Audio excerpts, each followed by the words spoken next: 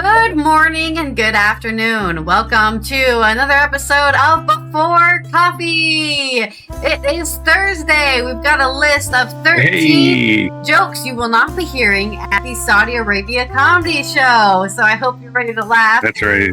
Not that we have a famous comedian here on the show or anything, but I'm hoping they're funny too. Famous enough. These are put together a team of writers. Our team of writers. We put a team of writers together to write these jokes. So we hope you're excited for that. Team. This is Before Coffee, the first and only international game show where we look up our stories right before the show starts. We get some coffee in our body and we learn to read live on stream. Let's get into today's headlines.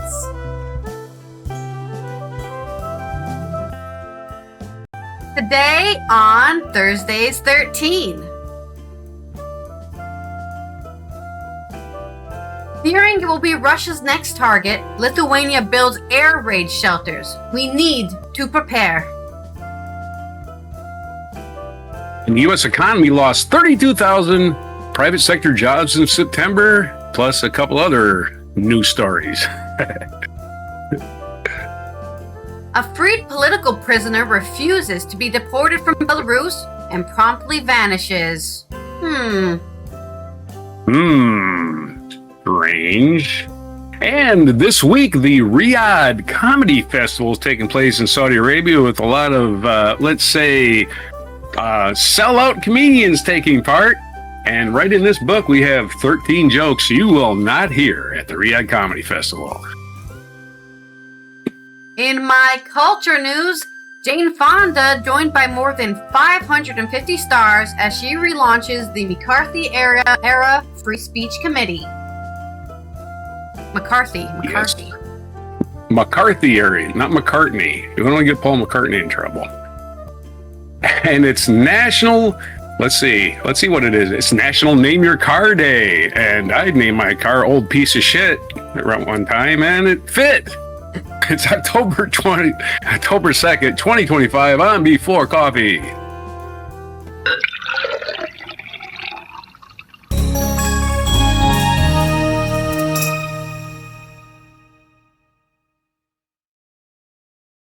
And I got a new piece of shit. An old, this isn't the Mercedes, is it? No, that was a fairly new. The Saturn from 1994. Well, now it's old. That was an old piece of shit. I call every car I've ever owned has been called an old piece of shit at any given time. So. Because you can't be disappointed, you know. Right. Wow, this thing doesn't work very well. Well, its name is Old Piece of Shit. I didn't get the vanity plates. That would be funny though. Okay, so I sent you a video. I think. Okay. I think I sent you a video. Maybe you can start it wherever, but tell me where you're starting at. It's an hour long, so. Damn. Tell me. Wait, is it tell a joke? No, it's hypothetical. Come up with a hypothetical about this first story about Lithuania fearing Russia's invasion. I mean. I don't want them to get invaded, but it's the safe path to take. Mm-hmm. This is on Digi24, which is a Romanian news site. I don't think it's written by anybody. It's published by AMG, that's all it says, so. Thanks, AMG, for this story about drone incursions that have sparked fears of a large-scale Russian attack, and Lithuania is now encouraging the construction of air raid shelters. While not all communities have mobilized, some people have already started preparing such a shelter in the basement of an apartment building in Vilnius, France 24 reports, citing AFP, Agent France Press. People wanted to feel safe, to know that they could hide from the bombings and war for at least a few days, said Vidas Magnevicius, president of the building's resident association. That's such a Roman name. Magnevicius.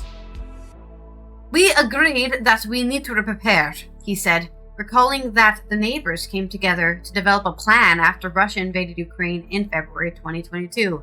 They were like, we're gonna get ready now. Not, when it's too late. Lithuania, a member of the EU and NATO with 2.9 million inhabitants, including a Russian-speaking minority, has watched the conflict in Ukraine with concern and fears it could be the next target. Just because they're in the EU and NATO does not mean they won't get attacked, right? They're just going to be the first one to get attacked when all-out war breaks out, right? This is what happened with Poland, right? Poland was invaded, and then everyone was like, "Oh shit, we got to get ready for a conflict." Furthermore, authorities are urging local councils and communities to speed up the construction of shelters. In June, the government reported that there were 6,453 shelters in the country that could accommodate about 1.5 million people. And yet again, there's only 2.9, well, there are 2.9 million, so that's only half the population. 54% of the country's population.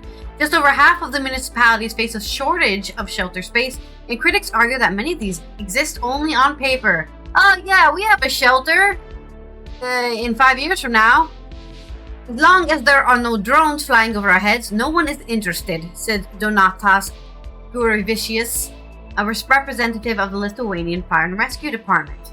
Officials are trying to find a way to talk about preparing for war without polarizing society or being accused of warmongering.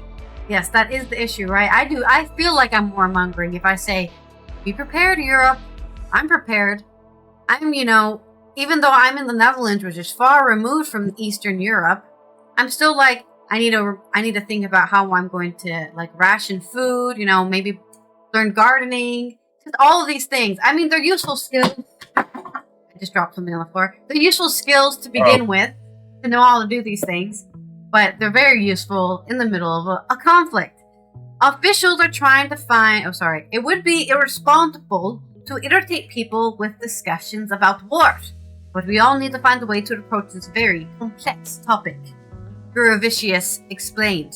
At the same time, authorities in the Lithuanian capital said they plan to modernize the city's 32 air raid shelters, stating that they should be ready within 12 hours of the onset of a crisis situation. The Ministry of Interior launched a civil defense program a year ago, making tens of millions of euros available to municipalities to modernize bunkers. At the same time, the institution wants homeowners to have their own shelters or prepare safe rooms that take into account the lessons learned from the war in Ukraine, such as having at least 2 structural walls between the room and the outside. New apartment buildings and larger public buildings in Lithuania must now have fallout shelters, something that countries with a high level of civil defense preparedness, such as Finland and Switzerland, have been doing for decades, Gurevicius said. Magnavicius and his neighbors invested several thousand euros to prepare their basement. We want to finish, then be at peace. Other communities are doing the same thing, he said. Authorities and citizens have shown increased interest in the shelter since 2 Jabara drones, similar to those used by Russia, entered Lithuania from Belarus in July. They caused alarm, but no injuries.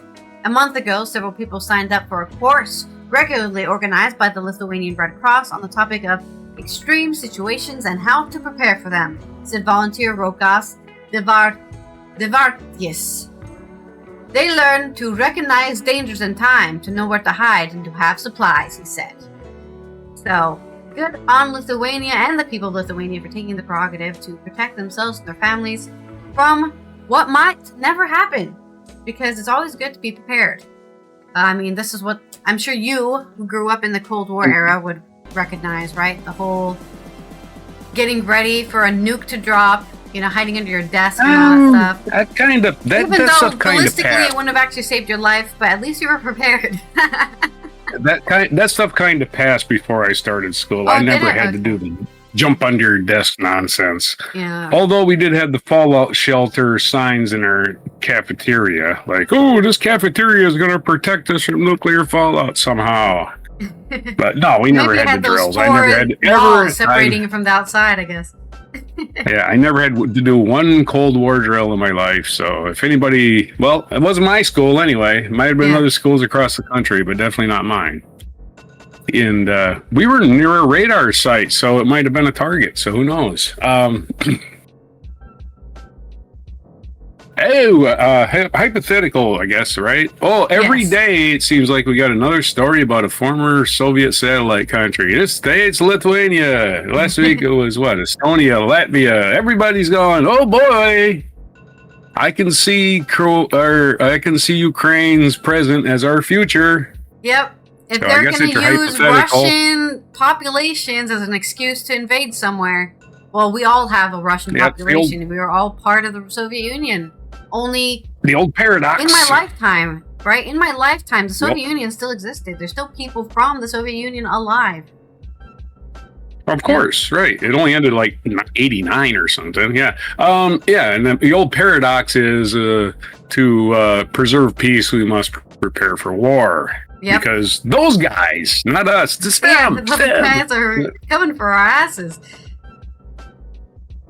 That's why I don't like the Department of War. It's the Department of Defense. We don't fight wars. America is not supposed to be fighting wars. We're not founded on the principle of we need to fight more wars. We're founded on the principle of human rights. It's right there. It's right there in the preamble of the Constitution.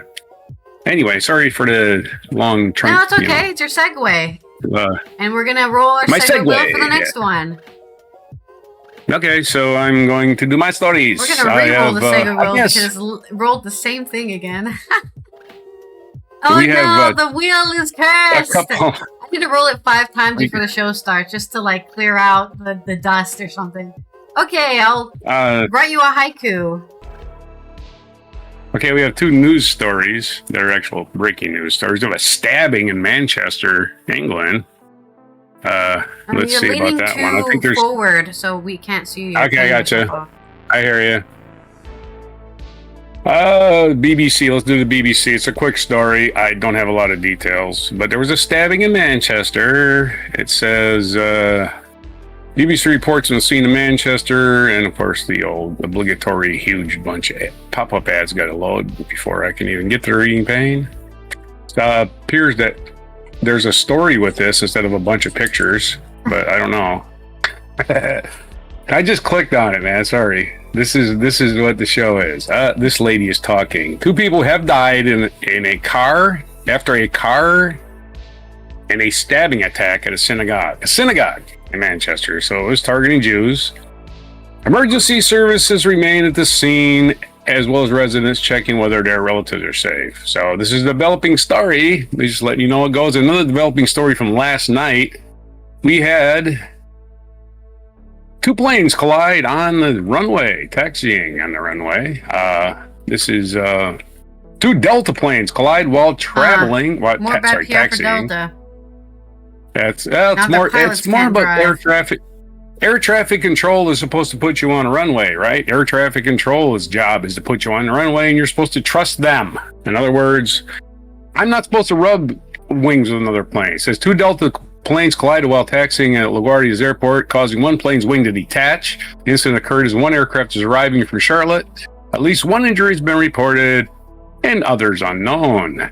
The 2 Delta jets collided at low speed while taxiing near LaGuardia Airport on Wednesday evening, resulting in attachment of wing from the other. The incident occurred at around 9:56 p.m. Air traffic control audio confirms that the right wing of the one plane struck the nose of the other. Wow. I thought it was wings touching. That's shocking. Completely different. Yeah. It just came at it from a different direction. The pilots reported damage to the windshield, at least 1 injury. So the windshield hit the wing. Pilot incompetence then, perhaps. That's a tough one. Nobody was hurt. Nobody was killed, but somebody was injured, none specifically. And our third short story is you won't believe how many subscribers Disney lost after Jimmy Kimmel's suspension. And then we'll get to our main story, which is the job loss. The fallout from the suspension of Jimmy Kimmel should prompt Disney to take a good look in the mirror because the losses have been staggering. The entertainment's giant's decision to temporarily ban the comedian following his Charlie Kirk comments were not offensive at all. I don't even know why that's in there. Aimed at Trump and the MAGA crowd came with some very real costs for the company. According to the journalist Mariah Kabas, Disney lost an estimated 1.7 million subscribers across Hulu, ESPN, and Disney Plus because of the public backlash and cancellations. And as a matter of fact, it's Jimmy Kimmel's channel on YouTube is taken off quite a bit, right? Understandably, because you couldn't watch them. There was 2 local broadcast companies, Sinclair and some other bunch of fascists that they owned stations that refused to broadcast Kimmel, but they changed their mind after their their sponsors started balking, saying, we're not going to give you money unless you put Kimmel's show back in there. So they caved too. To ease the sting felt from Kimmel's comments, Disney and ABC, along with right-wing broadcast affiliates, placed the show on indefinite hiatus. I like how broadcast affiliates are allowed to be right-wing and not just serving the public need, right? That's what the FCC is supposed to be doing. Not just going, oh, the right-wing stations are great. Anyway, this suspension didn't last long. Disney brought back Kimmel in a matter of days, but the damage had apparently been done. The loss comes as Disney has made other unpopular moves of late, including its password crackdown and more recently increasing its streaming service pricing after Kimmel's hiatus. I will tell you about their password crackdown. Your mother subscribes to Disney Plus. I cannot watch it on this TV. They limit the number of devices that can log in. Netflix did in your this house, too. right? Ages ago, yeah, it's sadly. Just it will take your money, but you can only watch it on your main TV unless you buy another subscription or enhance this on. It's like, you know what I mean? It's like, hey, mega corporations. You know what they're going to do now? They're just going to raise their rates because all the money they lost. I mean, this is why a lot of the people on the internet have been saying pirating's back, baby. Man, and I can watch Jimmy Kimmel on YouTube. Yeah. So why would I go to a network anyway if they're just gonna, oh my God, the government's coming after me. I better fire the guy. Disney, there's a cost in being just a cowardly acts. Disney reportedly lost 700,000 subscribers earlier this year due to price hikes, and now after everything that's happened, looks like the company has a way to go to win back the general public. That's it. That's the story. You can do me a quickie on that one before I move to the economy, which is another short story. It's not terribly long. Once bright lights dimmed down, Kimmel's laughter faded away. Disney counts its loss. Yeah. Hold on. I'm a little slow on the soundboard. There's your first haiku of the day. Once bright lights dim down, Kimmel's laughter fades away. Disney counts its loss. Nice. Homer loves a good haiku. That's why he laughs. CNN.com has a story on the economy losing jobs. Other places like the Wall Street Journal wanted to pretend this was good news. Yeah, the economy losing jobs. It wasn't as bad as we thought it would be. No, that's not good news because in reality, the government is shut down today in the United States. It's October 2nd. They shut down yesterday. They're still shut down. And that means none of these people that work in these bureaus are doing any work. So the information comes in and we get the information, but we don't get all the information. But the information we have, private payrolls plunged in September, complicating the picture for the U.S. economy as policymakers and investors struggle to assess the state of the labor market amid a government shutdown. This is a story from CNN, Alicia Wallace. The Bureau of Labor Statistics is unlikely to release the monthly jobs report this Friday due to the government closure. That means many flying blind without critical economic data are having to key in any information they can get, including Wednesday's private sector jobs data from the payroll company ADP. When they're talking about people flying blind, we're talking about investors. That's the only people we're talking about. Most people are like, the jobs report, it sucks, but they're not investors, so it doesn't really affect them. I don't know. Most people aren't investors. I don't even know. Who can afford to invest money? I don't know. If you can afford it, great. Just watch your money go up and down every day. Hopefully invest it wisely. But unfortunately for you, the economy's going in a tank and this stupid AI bubble's not going to save it. U.S. private sector businesses lost 32,000 jobs in September, according to the report. August's previously estimated 54,000 payroll gains were downwardly revised to a negative 300. Yep.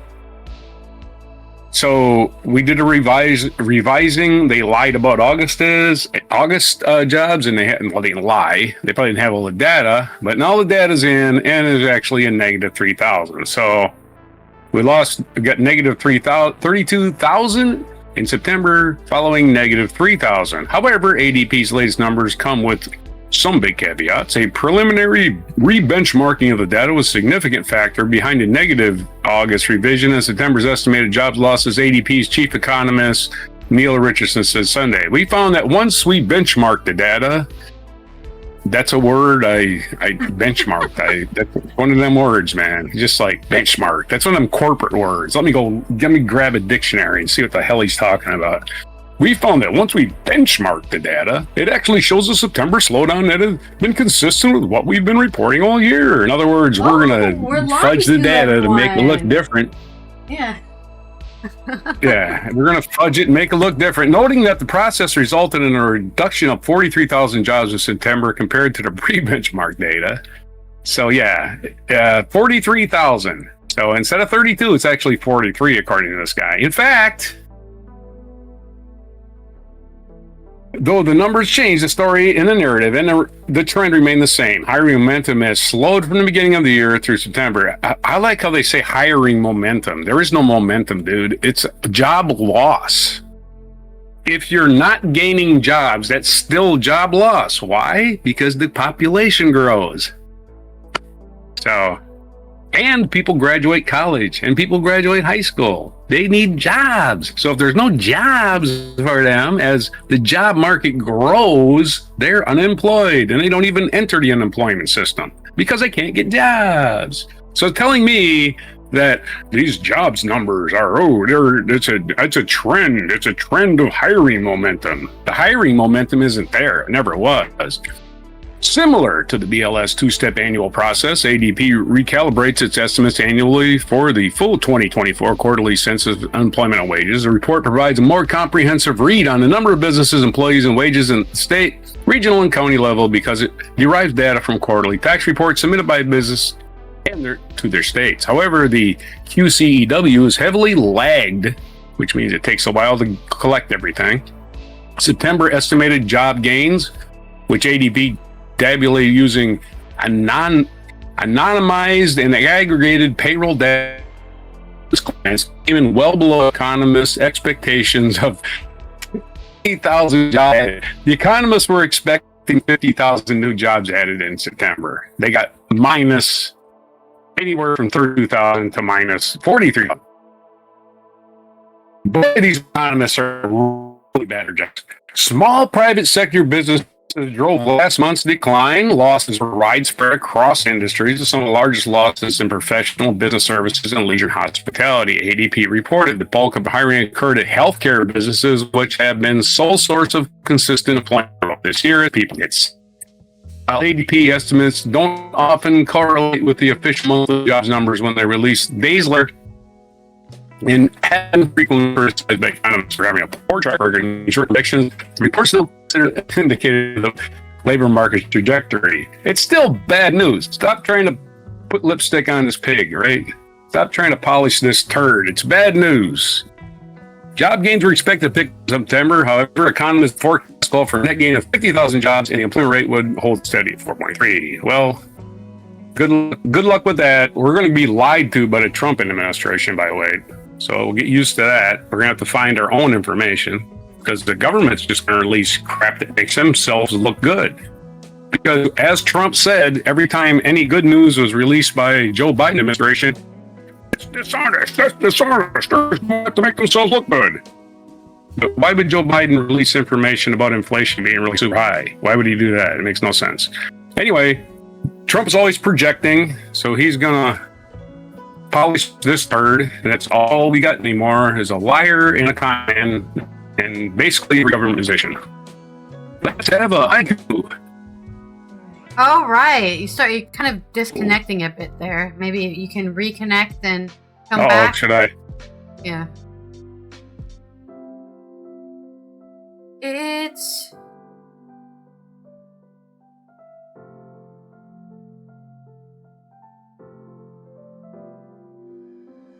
You sure it's me that's disconnecting? You're like I'm freezing, back. and then your camera's moved too freezing, much? and your what you're saying becomes discombobulated because you say a bunch of words very quickly, and then it just turns into robot noise. Am I still doing that? I don't think so. That's why I was saying that? disconnect and reconnect. Okay. Anyways, my haiku is whispers of the crowd. Jobs slip through like autumn leaves. Hope fades in the mist. Sorry, not a very positive. Depressing. Yeah, not a very positive haiku, but that's what it feels like. I know a lot of people who've been, well, I say a lot of people. I know a couple people who've been recently, lost their jobs. And in a lot of cases, just randomly for no reason. Right? So, not that my experiences equated a trend or anything. Let's do our next segue. What a country. Segue time.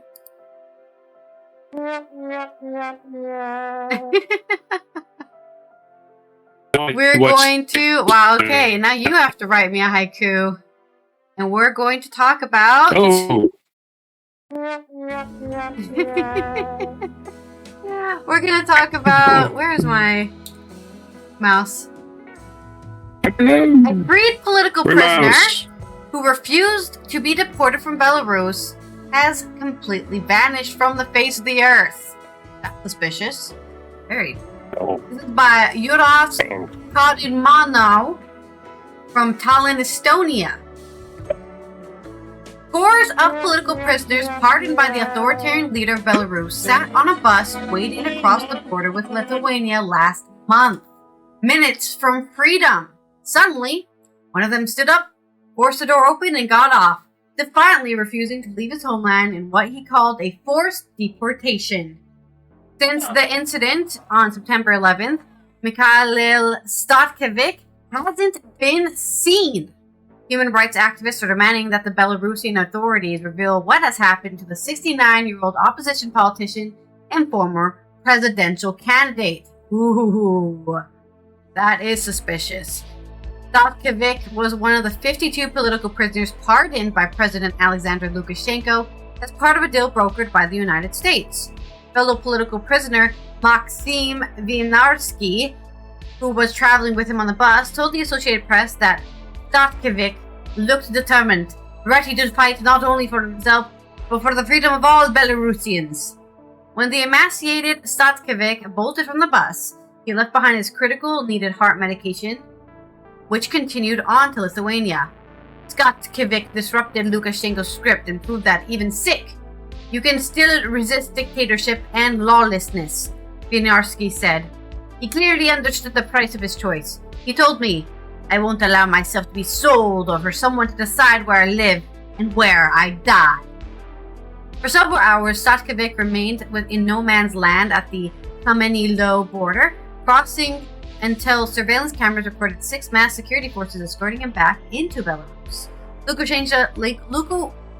Lukashenko later said Statkevic was back in Belarus. He's our citizen after all, but he wouldn't elaborate.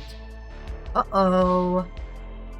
Statkevic's action echoed those of Maria Kolesnikova, a leader of the mass demonstrations after a disputed 2020 election that kept Lukashenko in power. She became a symbol of resistance by tearing up her passport at the border and walking back into Belarus when authorities tried to deport her that year. In 2021, she was convicted of charges including conspiracy to seize power and sentenced to 11 years in prison.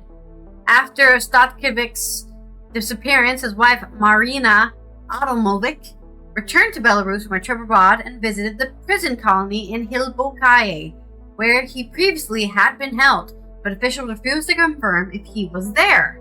She received no response from authorities about his condition or location. The abuse continues. Trying to deport Mikhail, given his character, was a pointless undertaking, she said, adding that he had told her, they're deporting patriots. I won't go. What will happen to the country? Adamovic fears for his health, noting Statkevic had a heart attack in prison, but neither illness nor years of solitary confinement had broken his will. Pavel Sopelka of the Vyasna human rights group said, it's unclear whether authorities had filed new charges against Statkevic to keep him in custody, even though he was pardoned by Lukashenko.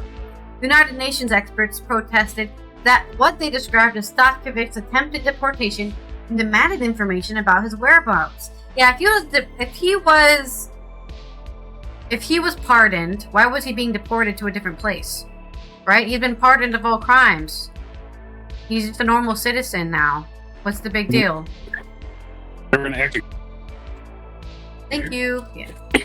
There are solid reasons to believe that Statkiewicz is a victim of enforced disappearance and arbitrary detention, the experts say, according to the UN Human Rights Office.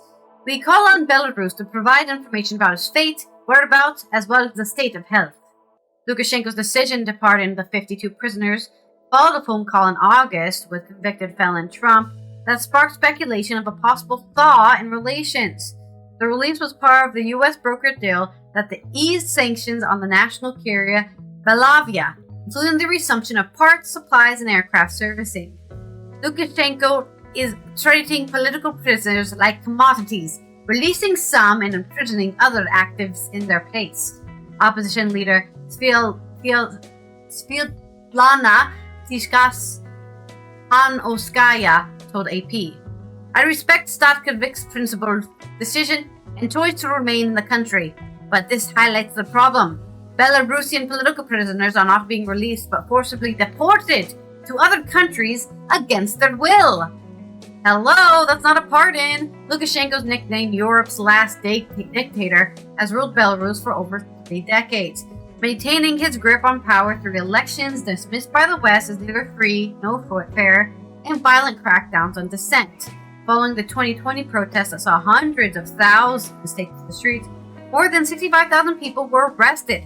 Thousands were beaten, and hundreds of independent media outlets and non-governmental organizations were closed and outlawed. According to Vyasna, about 1,200 political prisoners, including its founder, Nobel Peace Prize laureate Alice Bielski, remain in custody.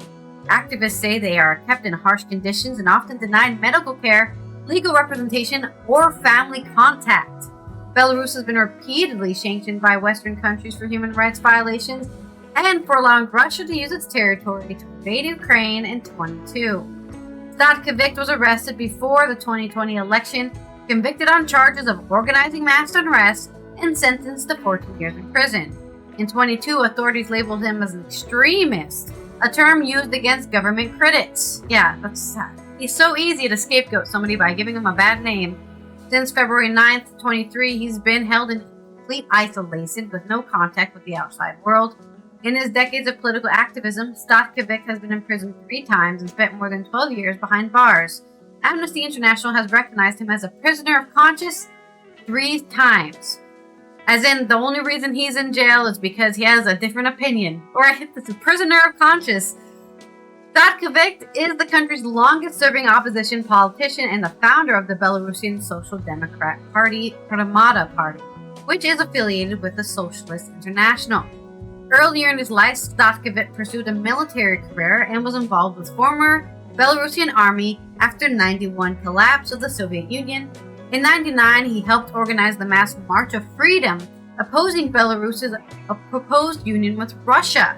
Organizing another opposition rally protesting the outcome of 2004's parliamentary election and referendum allowing Lukashenko to seek another term, Statkiewicz was sentenced to 3 years of restricted freedom. So this guy has been saying, like, what the fuck? He's increasing how many terms he can fucking go for? That's a dictator. And that's why people are, people in Eastern Europe and Germany are saying, don't let somebody extend their term limits. That's literally dictatorship. As soon as they start saying, you know what, let's get rid of term limits, it's over for democracy. In 2010 presidential election, he ran against Lukashenko and spent nearly 5 years in prison afterwards. That's not suspicious. He was among Belarusian's opposition leaders awarded the European Parliament's Sakharov Prize for Freedom of Thought.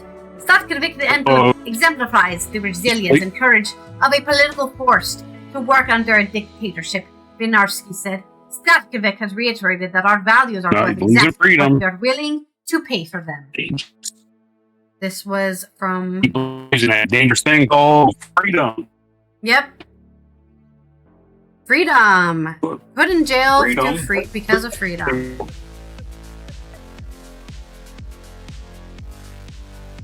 Hello? I think your internet's getting worse. I can't even understand you now. I'm back. Am I back? Yes. No,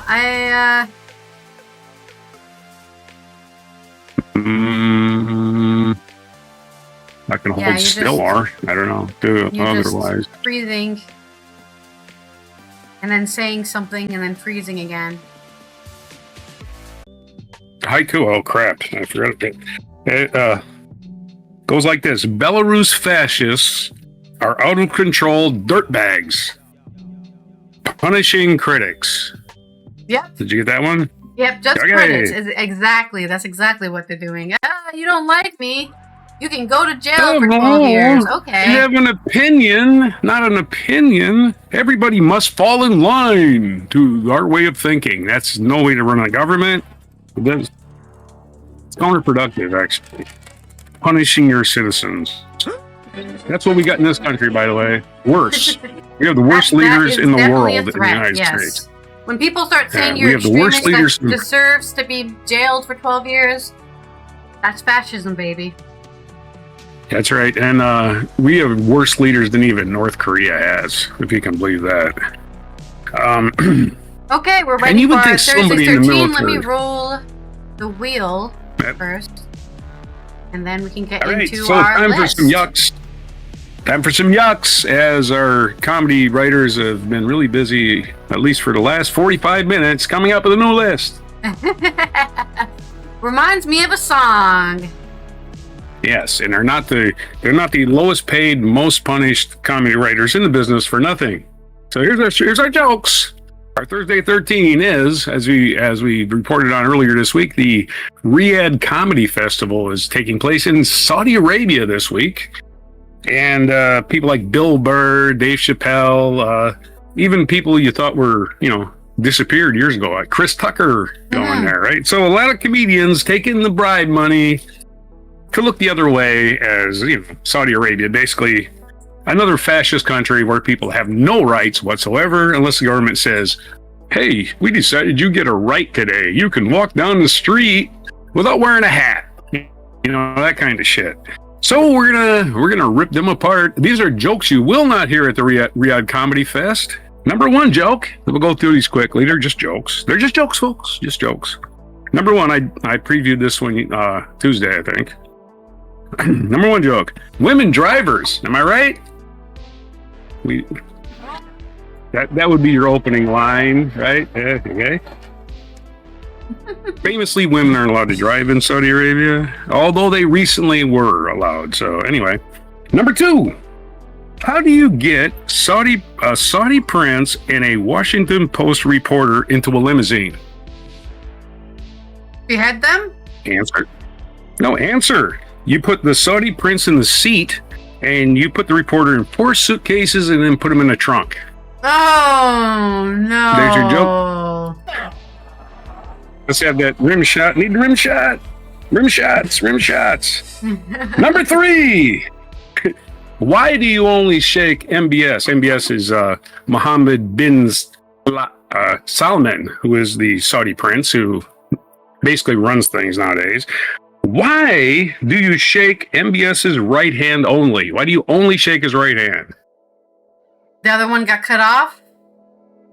Close, but his left hand is his bone saw hand. That goes back to the old, I was told you don't shake anybody in that region of the world. You never shake your left hand because that's the hand they wipe with. And they don't use toilet paper. So yeah, that's what I was told. Anyway, Yes. I don't know if that's true. I kid MBS. I do kid him. While most celebrities have skeletons in their closet, with MBS, it's more than just a metaphor. These are good jokes, man. I could hire myself out as a writer, I swear. Number 5. How many Saudis does it take to hijack 4 jetliners? 5? The answer, seriously. No, the answer is seriously. I want to know, how many of you were involved? There you go. There's a joke you will not hear. You will not hear from Pete Davidson, right? You won't hear that one. Whose dad died in 9/11, by the way. Which, hey, Pete Davidson, I had no idea he was a stand-up comic, but apparently, for sale for the highest bidder, even the lowest bidder. Who knows how much he took, right? Number 6. Live Golf, if you know what Live Golf is, the Saudis started their own golf tournament and bribed a bunch of golfers to join by bribing them. Right? They don't even have to win the tournaments to win money. They still get money, and yeah. Regular golf, you don't get paid unless you finish, a certain level. I mean, you definitely don't get paid if you don't make the cut. But in Live Golf, you get paid just for showing up. Anyway, Live Golf has really changed the sport. However, the Saudi judges need to learn that a 2-stroke penalty does not involve a machete. Thank you. Thank you very much. Very famous for cutting things off in Saudi Arabia. The Saudis have also ruined another sport. Yes, they have ruined polo. Yeah, they've ruined it by using camels. I mean, you need longer sticks. However, that was a number 7 joke. We need a rim shot. Actually, they did succeed with camels in water polo, right? Because their necks are longer, their legs are longer than those poor horses that had to drown in regular water polo. Number 9. Sports joke. Like you have to know what water polo is. I saw an ad for the Saudi Tourist Bureau. It said, "Welcome to Saudi Arabia. Pornography is banned. Direct eye contact with the opposite sex is punished. People have their hands cut off. We have public executions, but at least it's incredibly hot." So there's your... The weather's good. That is such a typical thing for somebody to say as well. Great. Did you know that one of the princes of Saudi Arabia is actually a musical composer? Yeah, it's the truth. His name is Saham. Saham is his composer music name. His real name is Prince Ahmed bin Sultan Al. That's the brother of the prince, I imagine. The other prince we were talking about. But he can actually sing. And one day he tried to get up and sing. Wasn't going well. The audience was out there, your traditional Muslim audience, being quiet, being respectful, and the poor guy started singing. And about 3 minutes in, somebody in the back goes, "The singer is a son of a goat herder." Everybody stops. Nobody says a word. Then he starts singing again. He's going a couple of minutes down, and somebody in the back yells, "The singer is a son of a goat herder." Oh, that really stopped the show. The lights go up. The MC comes out on the stage. "Who said that? Who said that the singer is a son of a goat herder?" Nothing. Silence. "Raise your hand if you said that." Nobody. Silence. Nothing. "Okay, if you're the person next to the person that said that, raise your hand." Nothing. "Okay, if you're the person next to the person who's next to the person who said that the singer is a son of a goat herder, please raise your hand." And nobody raises their hand. "Okay, anybody that knows who said that in this room knows who said that, raise your hand." And one guy in the back raises his hand. He goes, "Yes." He stands up. He goes, "Well, I'm not the one who called the singer a son of a goat herder. I'm not the one that sitting next to the person that called the singer the son of a goat herder. I'm also not the one sitting next to the person who called the singer a son of a goat herder. But what I want to know is who calls this son of a goat herder a singer." There's your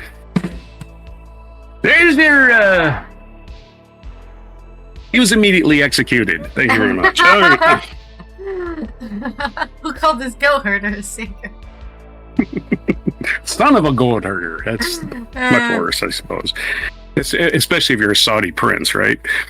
Number 11. What beats a royal flush hand in Saudi Arabia? I don't know. A bone saw defeats any. All right. A bone saw. You really like the bone saw. Oh, we're not done with the bone saw jokes. All right. Number 12. Did you know that Saudi men can have up to 4 wives at one time. Did you know that? Wow. Amazing. I say this is legally possible, physically dangerous, but legally possible. Anyways, yeah, you can have 4, not more than 4. They have limits. If you want 5, you got to divorce one of them, right? Number 13, the last one. This is not from one of the writers, but it's a pretty funny joke. I accidentally dialed the Saudi suicide hotline. They asked if I knew how to fly a plane. There's your 13, yes. From this week's Saudi Comedy Film Festival, you will not hear those jokes. Okay. I forgot what my segue was because I was doing the soundboard the whole time.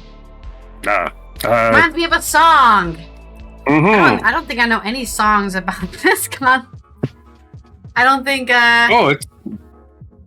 Oh wow! I'm too bad, man. Maybe a Tom Petty song. No, I can't think of any. I don't think I know any Tom Petty songs about comedians not being able to speak and going sellouts. Is there a song about being a sellout? I won't back down. I won't back down. Right? Well, that's exactly what they do. Yeah, that's we're sending it out to the comedians who refuse to go, right? Even the ones that really ain't that funny, you know? Ones that were offered a lot of money. Well, who was it? Like, one of them was like saying, I got offered a lot of cash to go to that. Shane Gillis, Michelle Wolf was offered. Michelle Wolf said she might have gone, but she was due to have a baby like a week before that. It was kind of bad timing. Yeah, that was she told a bunch of Saudi jokes. They even hired a female or a woman comedian. That's crazy. Yeah. I don't think any of them accepted, quite frankly. I don't know. There might be. I don't know who everybody who accepted. The list I saw was just generally people I've heard of. I mean, as a woman, I would never go to anywhere there. I wouldn't go to India either. So. Yeah, India. Yeah, I just don't have a big need to go to some of that place that's just super, super hot for any reason. You know, I've lived in the desert long enough to know it's really hot. It's unbearable, man. The summers are. So the reason you're not going is for the weather. Yeah, not only that. Not for your life. Okay. Oh, the reason I'm not going, I wasn't asked, so it really isn't a choice, is it? I wasn't asked. No, but I'm saying if you were traveling, you wouldn't travel to Saudi Arabia. I would never travel. I wouldn't even ever. No, yeah. What the hell for? Imagine the people that go on pilgrimages to Saudi Arabia. Ugh. What there? There's nothing That's there. Where Mecca is. Mecca. Is it? Oh. Yeah, it's where Muhammad ascended into wherever Muhammad went. That's where he ascended into heaven, Mecca. I don't know why I thought it was in a different country. Weird. No, it's in Saudi. Also, hello, Demigorge. Happy Thursday. Sarcasm's our next segue. And we're going to talk about... Sarcasm. Speaking of freedom of speech and being able to say whatever the hell you want without worrying about your hands getting cut off, Jane Fonda and 550 stars are relaunching the McCarthy-era Free Speech Committee. Now, for people who weren't alive during the McCarthy era, it was this whole thing about communism. Those communists are going to get us and they're going to destroy America. So make sure to turn in your neighbor. The whole anti-communism thing was to suppress black people wanting civil rights. That's all it was about. It had nothing to do with communists. You want to be treated equally, you must be a communist. If anybody who's younger than me or maybe the same age as me doesn't understand why you're a communist is used as an insult by older people, that's why, because of McCarthy era censorship. Truman desegregated the military. 5 minutes later, the John Birch Society was formed for anti-communists. Bullshit. Yeah, it was anti-black. And what's a communist? Yeah. Anybody you don't like. Anyways, let's continue the story. Yeah, exactly. You don't even know what communism is. You just call somebody David Marquand on Euronews Culture. Jane Fonda has relaunched the Committee for First Amendment, which was founded by her father, Henry Fonda, in the late 1940s, in order to protect free speech from government censorship. This comes in the wake of Jimmy Kimmel's suspension under pressure from the administration. Hollywood's legend, Jane Fonda, has relaunched the committee. The revival of the committee has been met with celebrity support, a lot of celebrity support. More than 550 entertainment figures joined Fonda in opposing the recent government intervention in the media, including Spike Lee, Natalie Portman, Florence Pugh, Pedro Pascal, Michael Keaton, Viola Davis, Sean Penn, Billie Eilish, Julia Louis-Dreyfus, Barry Jenkins, Ethan Hawke, Patrick Stewart, Nicolas Cage, Aaron Sorkin, Julianne Moore, Janelle Monáe, Gracie Abrams, Barbara Streisand, and Whoopi Goldberg, and that's just a couple. The committee's official statement reads, "This committee was initially created during the McCarthy era, a dark time when the federal government repressed and persecuted American citizens for their political beliefs. They targeted elected officials, government employees, academics, and artists. They were blacklisted, harassed, silenced, and even imprisoned. The McCarthy era ended when Americans from across the political spectrum finally came together and stood up for the principles in the Constitution against the forces of repression. Those forces have returned, and it is our turn to stand together in defense of our constitutional rights. The federal government once again engaged in a coordinated campaign to silence critics of the government, them in the media, in the judiciary, academia, and the entertainment industry. We refuse to stand by and let that happen. Free speech and free expression are the inalienable rights of every American of all backgrounds and political beliefs, even if you're a communist, guys, no matter how liberal or conservative you may be. The ability to criticize, question, protest, and even mock those in power is a foundational to what America has always aspired to be." The statement continued, "We know there is power in solidarity and strength in numbers. We stand together, fiercely united, to defend free speech and expression from this assault. This is not a partisan issue.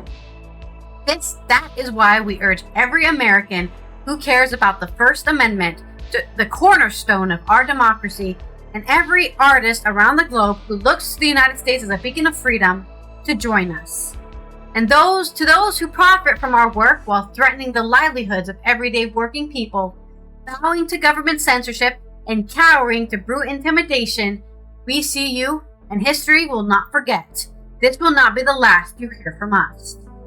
The original committee was founded in response to the House Un-American Activities Committee, led by Senator Joseph McCarthy, who accused entertainment figures of being communist sympathizers, which is not a crime in America. That's not a crime. You can't put somebody in jail for that. But they did. They infamously created a climate of suspicion, the Red Scare, paranoia defined by repression and derailed careers. I don't really like my neighbor. I'm going to say he's a communist and turn him in. Ha-ha! After the mid-1950s, McCarthy lost public popularity and credibility after many of his accusations were found to be false. "I'm 87 years old," said Fonda. "I've seen war, repression, protest, and backlash. I've been celebrated. I've been branded an enemy of the state. But I can tell you this is the most frightening moment of my life.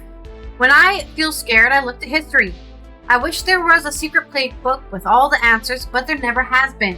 The only thing that has ever worked, time and time again, is solidarity, binding together, finding bravery in numbers too big to ignore, and standing up for one another." 87, she's looking pretty good for 87. Fonda's initiative follows Disney's suspension of Jimmy Kimmel Live under pressure from the administration. The move met with protests, condemnations on both sides of the political aisle, and worries that the Trump administration was threatening First Amendment rights. Meanwhile, they celebrated the suspension of Kimmel's show, calling it great news for America, and he repeatedly praised the FCC, which is a federal body, Chairman Brendan Carr, which is a federal worker, for his actions of threatening to take Kimmel off air, telling reporters last month that Carr should revoke broadcasters' licenses for unfavorable coverage, which is against the First Amendment. You cannot say you're not allowed to broadcast on TV because they're saying something bad about the government. That's not how the First Amendment works. After years of complaining about cancel culture, the current administration, this is Obama. After years of complaining about cancel culture, the current administration has taken it to a new and dangerous level by routinely threatening regulatory action against media companies, unless they muzzle or fire reporters and commentators it doesn't like, former President Barack Obama wrote on Twitter. This is precisely the kind of government coercion the First Amendment was designed to prevent, and media companies need to start standing up rather than capitulating to it. So there's my best Obama impression. Ultimately, ABC brought back Kimmel. Trump threatened to test ABC after the broadcast reinstated the comedian. Brendan Carr, the top pro-Trump chair of FCC, who reportedly testified before a Senate Commerce Committee panel in November after the bipartisan backlash regarding his role in Kimmel's suspension. Wait a minute, are you taking somebody off there and threatening to take an entire channel off air because somebody didn't say something nice about Trump? That's suspicious. Glad there's a bipartisan attack against that, though. And that's my story. Yeah. Rise well, up. It's a good thing we got. Yeah. Yeah. Again, how many communists did McCarthy catch? How many did he catch? 0. Just exactly none. Not one communist was uncovered anywhere. Not at one all, secret Russian right? spy. Right? Yeah, nobody. He went after folk singers, actors, and union members, and then he went after the army. So McCarthy was a pile of shit. I don't know why Wisconsin keeps sending these piles of shit to Congress, but they need to stop it. My sarcasm. I don't know if that's really sarcasm, but it is. I mean, considering my sarcasm was how many communists did he catch? Yeah. Big fat goose eggs all over the place. All he did was ruin people's lives and careers. That's all he did. And my one of my heroes, Pete Seeger, went to jail. He said, "Fuck you! I'm going to sing 'This Is Land Is Your Land' in court." And there you go. Terrible. And it can happen anywhere, so you got to be careful. House arrest. I think you got 30 days house arrest or some bullshit like that. Yeah. Don't cave into the fascists. Fuck them. Fuck them. They're cowards. The worst they can do is call you a name. That's all they got. Yeah, they can say, you're an extremist communist. Okay, that doesn't affect my life. Let's do this day in history. Our next segue is alliteration headline. Did you pick up on that video and find a place to start? I will look at that now. I haven't had time because I was... Okay. I'll give you a nice long segment here because it's this day in history. First, we're going to start with this day in music, which I probably maybe should do at the start, but I'll do it now. Rocktober. Today's Rocktober is... We're going to remember Tom Petty, who died in this day 8 years ago, 2017. American singer-songwriter, multi-instrumentalist, record producer Tom Petty was found unconscious at his home, not breathing, and in cardiac arrest, and was taken to the UCLA Medical Center in Santa Monica, California, where he died at 8:40 p.m. The Los Angeles County Medical Examiner later announced that Petty had died accidentally from mixed drug toxicity. So the doctors prescribed him a cocktail of medicine that his body couldn't take, obviously. And some of these doctors, I just wonder what they do, right? It's like, oh yeah, I'll go to medical school and learn how to prescribe drugs. I mean, I can do that. I can say ailment, drug. I can do that all day long. What is medical school for, man? Anyway, there's my little diatribe on the poor state of medicine in this country. Tom Petty previously led the band Mudcrutch and was also a member of the late 1980 supergroup The Traveling Wilburys. You know, of course, with Bob Dylan, Roy Orbison, George Harrison, and Jeff Lynne. In his career, he sold more than 80 million records worldwide, making him one of the best-selling artists of all time. Also, one of your best video. He really took off with the video. In MTV videos, Tom Petty was right there making great videos. Other things that happened on this day in history. Now we got past the Rocktober this day in history, the sad anniversary. We're going to go all the way back to 1780. I don't need my glasses for this part. There. Okay. British officer John Andre in 1780 was executed by the Americans as a spy after conducting secret meetings with American General Benedict Arnold. Whoops. Gotta stop bumping my mic. During the American Revolution, so they executed a spy in this day. 1879, American poet Wallace Stevens was born in Reading, Pennsylvania. His work explores the interaction of reality and a person's perception of reality. It sounds like he was dabbling in some mushrooms, maybe. Yeah, 1935 over there. Right. Back in 1879, we still had mushrooms. We still had peyote. 1935. Ethiopian Emperor Haile Selassie ordered mobilization upon learning that Italian forces had crossed the frontier to begin the Italo-Ethiopian War. Yeah, just more fascist land grabs. 1937, Rafael Trujillo, a dictator of the Dominican Republic, gave a speech in Dajabon in which he made false claims about attacks by Haitians on local residents. Over the next several days, Dominican soldiers carried out what became known as the Parsley Massacre, resulting in the deaths of thousands of Haitians. Jesus, that's a violent damn thing. Very poor part of the world and fighting over very limited resources. 1954, Elvis Presley made his only appearance at the Grand Ole Opry radio show, drawing a tepid response from the audience. Oh my God, he's playing that Negro music. Oh, cover your ears. Oh my God, he's got a drummer. Drums weren't allowed in country music, by the way, because of racism. Soon afterward, Presley had much more success in the rival Louisiana Hayride, which had no such compunction to, shaking your hips and playing drums. 1957, the British-American war classic, The Bridge on the River Kwai, had its world premiere and later won the Academy Award for Best Picture. It's a long, long movie. I will say that's a good movie. It has a very, what do you want to call it? A great ending, anyway. Yeah, at least you're not waiting 3 hours for some stupid ending. 1959, the science fiction anthology TV series The Twilight Zone. Yeah, The Twilight Zone debuted and became hugely popular, known for its unexpected plot twists and moral lessons. The show was created by Rod Serling. Submitted for your approval, he would say. Submitted for your approval. A man who's reading headlines from 40 years ago on his computer. He doesn't know where he is. 1967, but he's in the Twilight Zone. 1967, American lawyer and civil rights Thurgood Marshall was sworn in as the Supreme Court Justice, becoming the first African-American member. And his seat was taken by Clarence Thomas, who was the second African-American member and the biggest grifter of all time. 1985, American actor Rock Hudson died, becoming one of the first Hollywood celebrities known to succumb to age-related complications. Extensive publicity surrounding his death drew attention to the disease. That's right.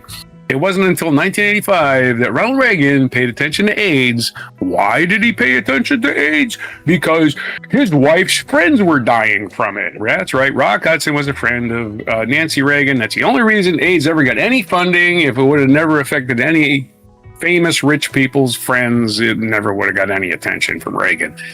2005, Pulitzer Prize-winning playwright August Wilson died at the age of 60. He was best known for a cycle of plays, each set in a different decade in the 20th century about Black American life.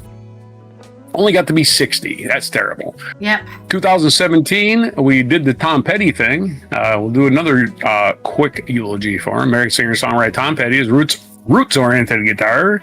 Rock arose from the new wave movement in the late 1970s.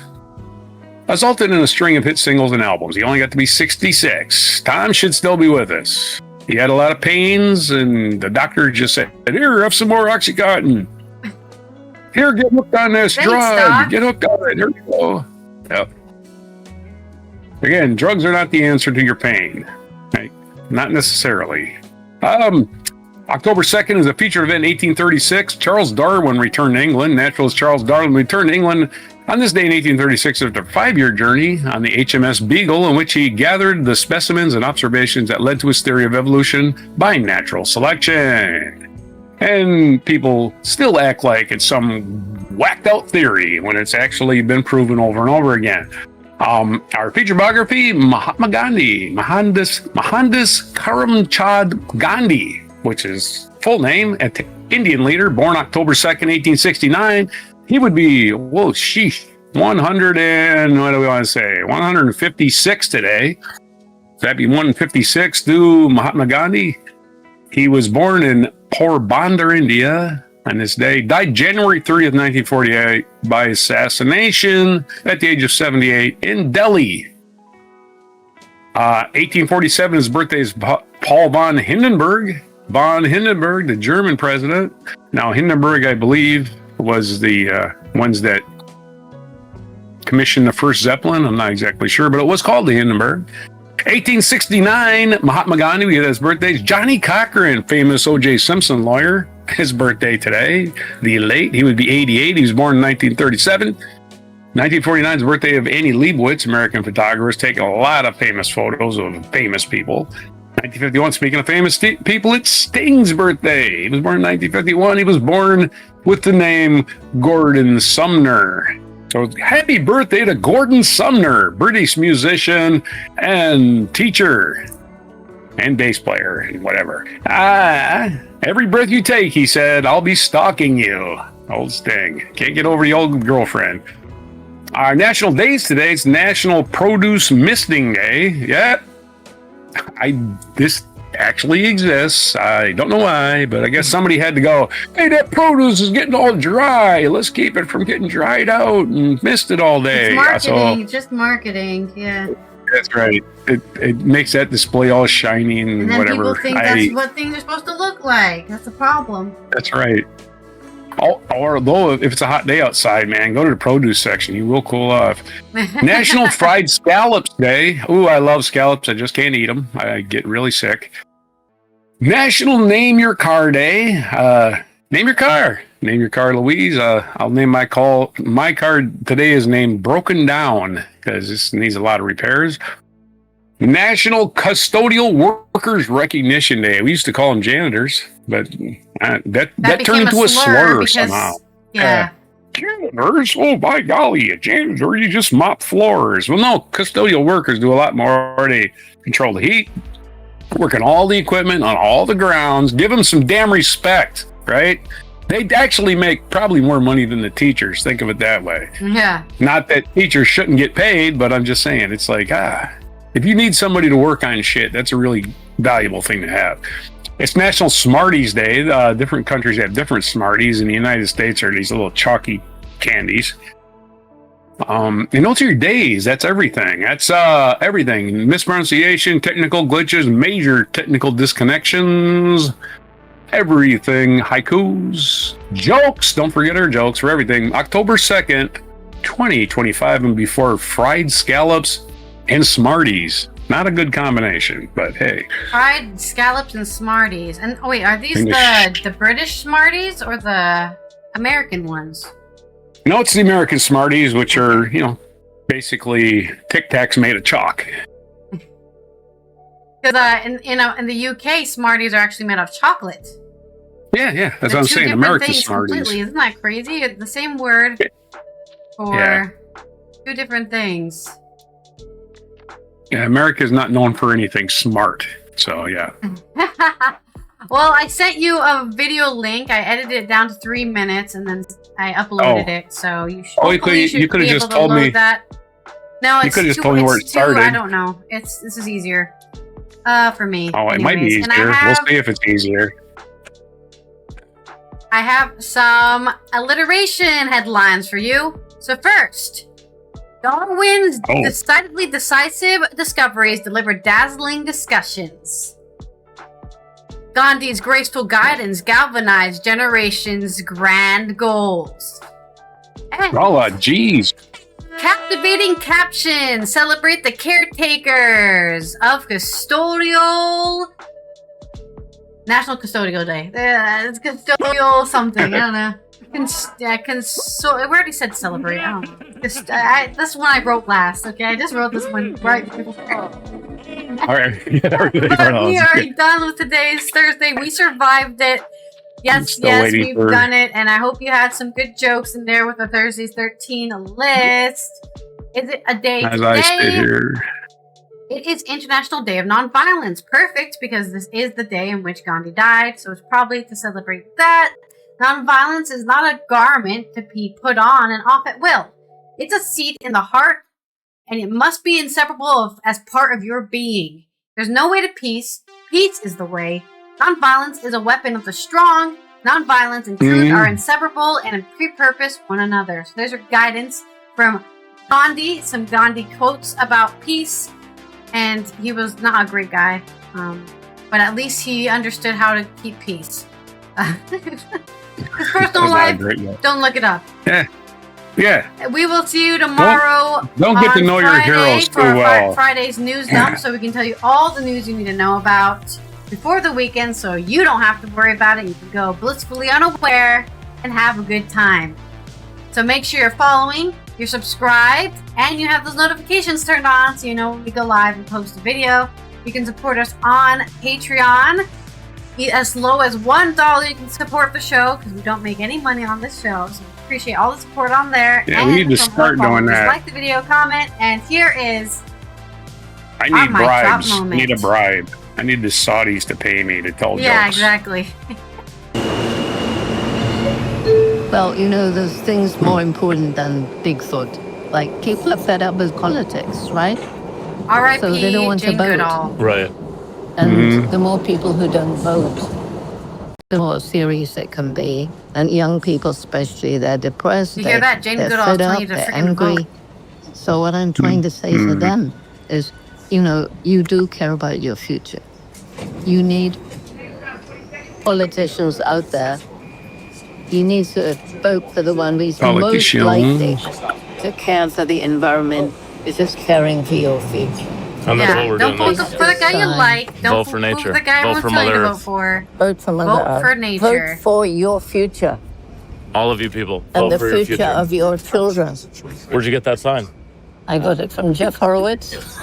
We're partners. Thank you, Jeff Hurwitz, for the sign. That's amazing. His daughter made I go it. Jeff His Horowitz. daughter made it, and it's all recycled materials. It looks like Of course, it's That's an pretty old. It cool. came from Very a s- dumpster. that came from a dumpster. Yes, it came from a dumpster. That's what I'm talking Well, about. if it was in a That's what you're cardboard talking about. dumpster, Reuse and recycle, Why would you baby. buy cardboard? Yeah, we have to start if thinking it was a like cardboard that. dumpster, it's Yeah. probably You getting must think recycled like anyway. that. We must think about This is waste. an uncut We interview, must by the think way, about right? So there's pollution. just We must like, think Right. about. it's going to So it's be. so much better to take a subway than drive in a car. Yeah. We must think Yeah, about like, waste. look how many We people are in must the think about subway right pollution. now. Like We 20 must think people, about how we right? transport It is ourselves. New Yes, we York. must. We One must car. think about the things that we're using that we You don't can't need. own a car That's in right. We Manhattan, mustn't buy man. You things that just we don't can't. want. No. And you know, Unless you're people rich. people buy That's a lot stuff of because people. it's cheap and they buy too much. Then they waste Yeah, it. and that's rich people too. They buy Human too waste much is stuff. a huge problem. They think it's going to make them happy. Yes, But what's going to make them happy is being able to go to the forest that's right. and have a good time Or with Be their able friends. to ocean breathe or and drink wherever clean they water. want. That's what's going to Young make you people happy. today, 100%. They We will eulogize they Jane want to help, but tomorrow. they don't know what to do. 100% Along with agree. any A other lot of young people celebrities. feel helpless and hopeless. Help us and hope. And But that's not nature's how still they need out to there, feel. man. This is No, why they I need don't to feel feel helpless we and have to hopeless. Because you empower know what? them with Nature's still out there. sometimes educate Doing its them. shit. Help them to understand that each and every one of them makes an impact on the planet every day, and they can choose. And that's why I started. Yeah, you can our make a choice to program, my care about program. where you live. And you should Roots make that and choice shoots. to care. It's I've the never, children I of never all suffered ages under the since illusion that 71 this planet was countries for humans and growing. The last alone, country right? was It's never Ukraine. been a problem with me. It's And if like, you yeah, think there's how the other children things there, that live I know here. because I grew up in World War II. I grew up with bombing. I grew up with people being killed. I know how the children of Ukraine will be feeling. Yeah. So having the program there, It's which been is about from the darkest choosing parts of projects history, to really. make the world a better place. But That's anybody so that was in important. England 100% agree. Oh, got is this my bombed stop? Oh, this is my stop. I gotta go. Okay. Thank you so much. It was All great right. to meet you. in the Lovely 40s. meeting you. Bye. You just leaving her on the train. left Just Jane leaving her on on the the train by herself. Goodbye. Left her on the subway.